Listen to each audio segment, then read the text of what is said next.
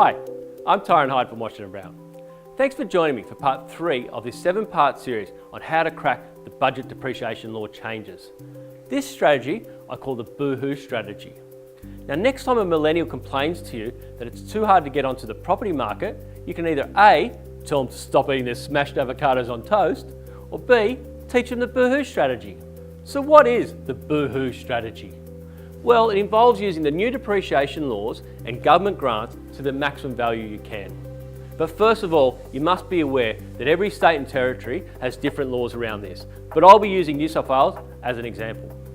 In New South Wales, as a first home buyer, if you buy a brand new property under $650,000, you pay no stamp duty and the government will even give you a $10,000 grant.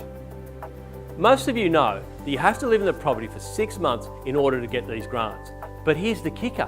You can start that 6-month process at any time within the first year, which means you could rent the property out for 6 months and claim about $10,000 in depreciation because the property is brand new.